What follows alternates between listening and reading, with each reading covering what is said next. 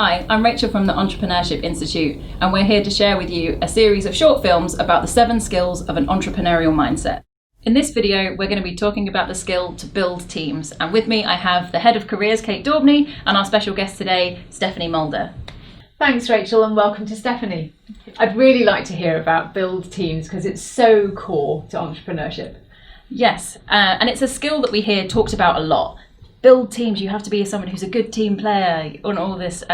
Whenever people are recruiting, it's always one of their top skills that they want from people. But when we're talking about it in an entrepreneurial context, we mean quite specific things, and it's especially important to work in diverse teams and build diverse teams.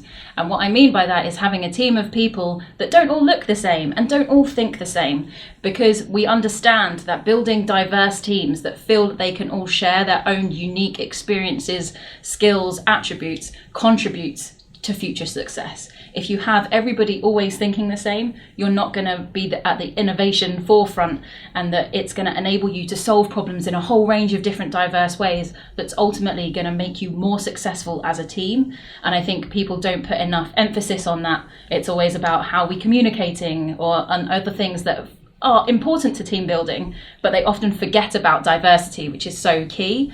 And I also think it's important about within teams how we're fostering cultures that are positive, inclusive, and making sure that if we do have diverse people, that they feel able to share their own opinions, and that we're fostering a community and a culture where everyone feels included and valued.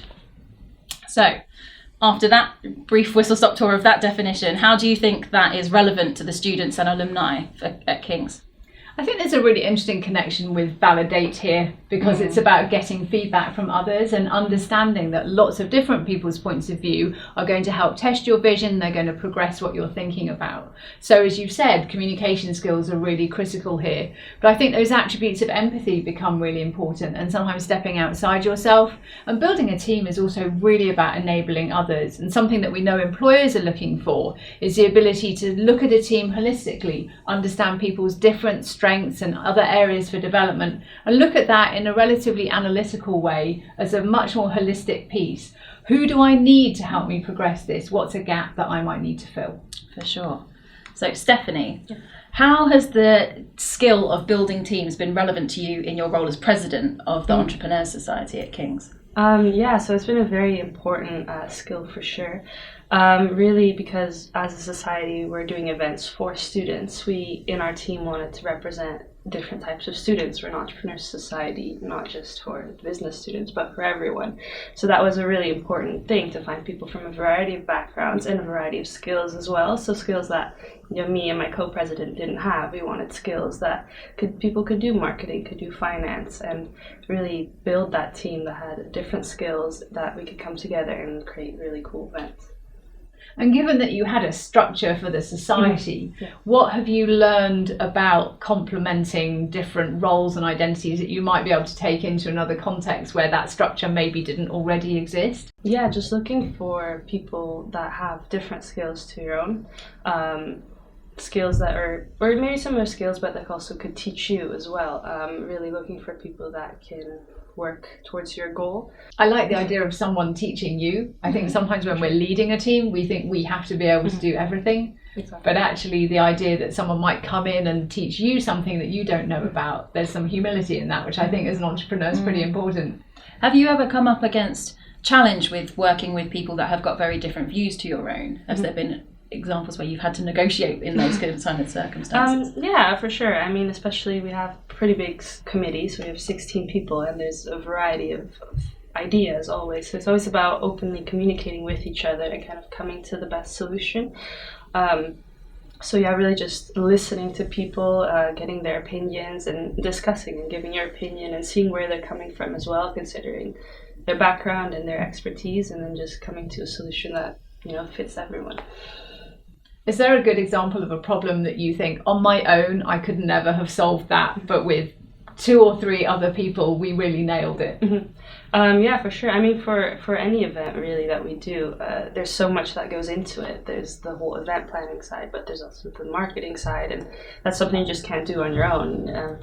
So it's really just bringing these different people together with different ideas and putting it all together and creating a whole event that then can be successful. So my final question for both of you is, if a student or an alumni wanted to develop their team building skills, how would you recommend them going about doing that? I think listening is key. Listen to who you've got around you and have a little bit of analysis in that. What do they have that I don't? And I love that idea of learning from other people. Listen and learn. Listen and learn. Yeah, Stefanie? for me, it would be really actively trying to find people that you've maybe never talked to as well. Before, it's really easy to, in class, for example, to always work with your friends, but that's just one set idea, or you all have similar interests. So really seeking places where you can learn about new people and then bring them in and learn about their background, and that will form your view as well. Yeah, for sure. I think from my experience, I have 2 challenges for you. One is the next time you have to work in a team, whether that's on your course or in a society or any other environment, try and put yourself in a team with people that you've not worked with before. And secondly, try and expand your social media horizons and follow some people and put some people in your feed that are not from the same worldview as you. So follow people that live in a different country, have a different social standing, have a different political opinion to you. Try and fill your feed with a wide variety of different people to open your eyes to the different kind of opinions and worldviews that are out there, and it will make you a more diverse in your thinking as well. So thank you for joining us in this video as part of our 7 Skills series. And if you want to continue the discussion and connect with us, then you can find us at King's Entrepreneurship Institute and King's Careers and Employability.